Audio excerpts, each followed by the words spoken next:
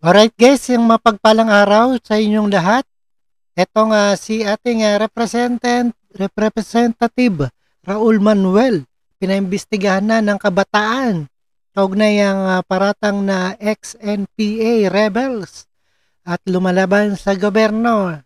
At ito ay imbestigahan ni Senator De La Rosa.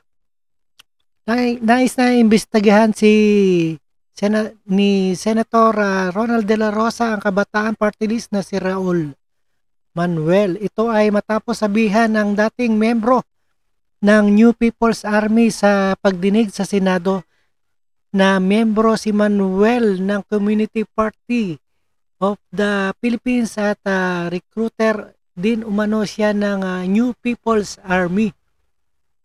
Ayan, let's get it on at panoorin po natin ang buong detalye dito sa ating UNTV.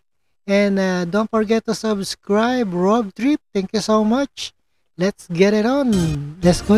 Gustong imbestigahan Alright. ni Senator Ronald Bato de la Rosa si Kabataan Party List Representative Raul Manuel.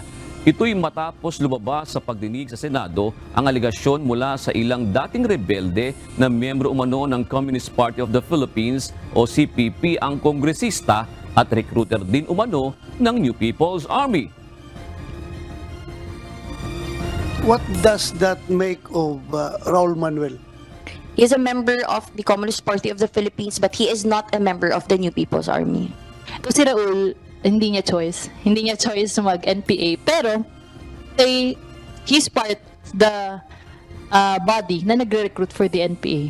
Kaya pala tuwang-tuwa itong tao na ito nung sabi na pinaganahan lang sila na papasukin daw yung ICC.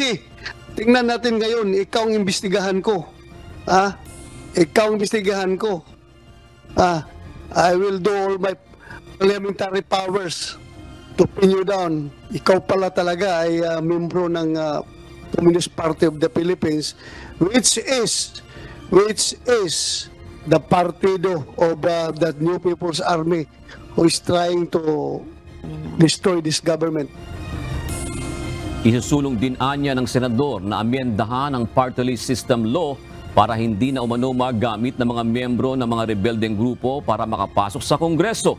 Sa isang pahayag, tinawag ng Kabataan Party List na sirang plaka at walang katotohanan ang mga paratang laban kay Representative Manuel.